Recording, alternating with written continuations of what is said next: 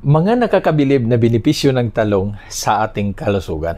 Samahan niyo ako at yan ang pag-uusapan sa kasalukuyang panahon na puno ng pagkain na maituturing na hindi makakatulong sa kalusugan.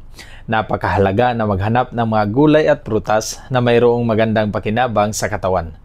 At isa na sa gulay na halos lahat ay meron sa kanilang kusina ay ang talong o eggplant. Ang mga Pilipino ay mahilig sa pagkain na may lutuing mayroong talong tulad ng tortang talong, ensaladang talong o pinakbit. Ngunit hindi lang pala ito masarap, mayroon pa itong nutrients na nagbibigay ng magandang epekto sa kalusugan ng katawan. Ang talong ay mayroong mababang calories at carbohydrates na magandang balanse sa iyong diet. Mayaman din ito sa fiber na nakakatulong sa iyong digestive health. Ito ay mayroong ding antioxidant at nutrition na labis na nakapagprotekta sa iyong katawan sa mga sakit tulad ng hypertension, high cholesterol, cancer at iba pa. At narito na ang 10 pangunahing benepisyo ng talong. Una, mababa ang calories at carbohydrates. Kung ikaw ay naghahanap ng isang gulay na mababa ang calories at carbohydrates, ang talong ay ang sagot. Isang tasa ng hiniwang talong ay mayroon lamang 20 calories at 5 grams na carbohydrates. Ito ay magandang balanse sa iyong diet, lalo na kung ikaw ay may diabetes o gusto mong magpapayat. Maaari mong gawing substitute ang talong sa mga pasta, bread o rice sa inyong mga ulam. Pangalawa, mayaman sa fiber. Ang fiber ay mahalaga para sa pagpapanatili ng regular na pagdumi at pag-iwas sa constipation.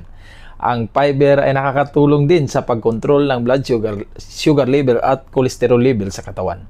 Ang talong ay mayaman sa fiber na makakatulong sa inyong digestive health. Isang tasa ng hiniwang talong ay mayroong 2.5 grams na fiber. Pangatlo, mayaman sa antioxidants. Ang antioxidants ay mga kemikal na nakapaglaban sa mga free radicals na nagdudulot ng oxidative stress at inflammation sa katawan. Ang oxidative stress at inflammation ay maaring magdadala ng iba't ibang sakit tulad ng cancer, heart disease, diabetes at Alzheimer disease. Ang talong ay mayaman sa antioxidants tulad ng nasonin, chlorogenic acid at anthocyanins na makakapagprotekta sa iyong cells mula sa damage. Pang-apat, nakakapagpababa ng blood pressure. Ang high blood pressure o hypertension ay isa sa mga pangunahing risk factor para sa heart disease at stroke. Ang pagkain ng mga gulay na mayaman sa potassium at magnesium tulad ng talong ay nakapagpapababa ng blood pressure dahil sa mga mineral na ito ay nakaka-relax ng mga blood vessels at nakakapagbawas ng sodium retention sa katawan. Isang tasa ng hiniwang talong ay mayroong 188 mg ng potassium at 15 mg ng magnesium. Panglima, nakakapagpababa ng kolesterol. Ang kolesterol ay isang uri ng fat na kailangan ng katawan para sa ilang mga function tulad ng mga hormone production at cell membranes formation.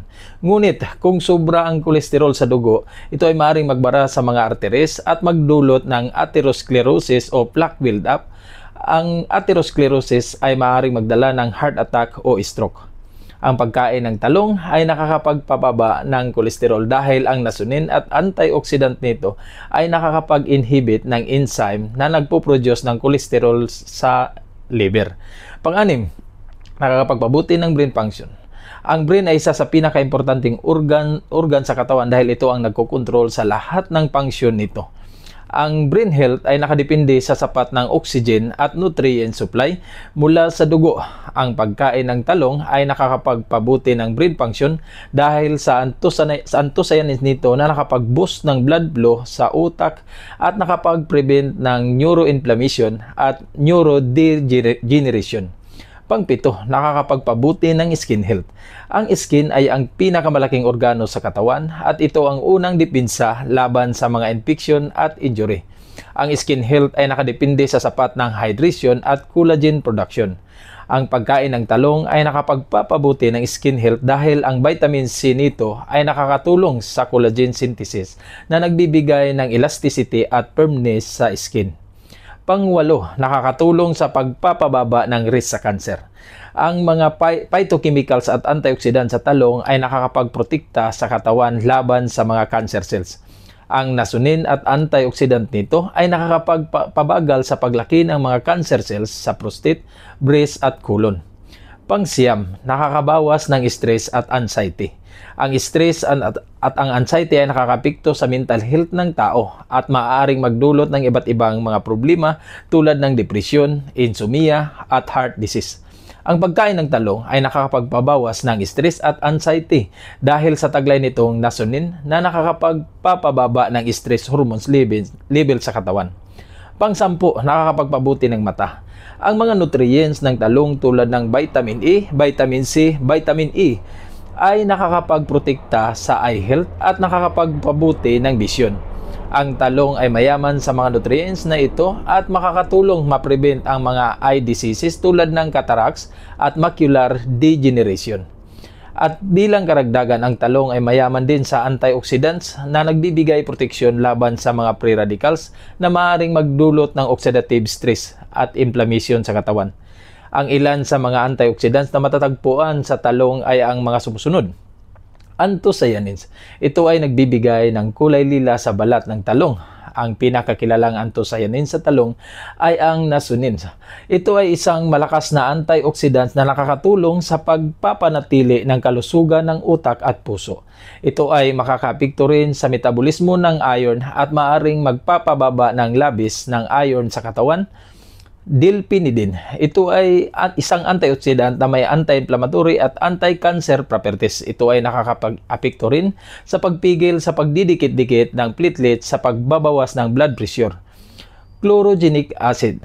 Ito ay isang antioxidant na may antimicrobial, anti-cancer at anti-diabetic effects. Ito ay makakaapekto rin sa pagbabawas ng cholesterol, triglycerides level. Okay? Sana marami kayong natutunan ngayon. Ingatan po natin ating kalusugan. Paalam.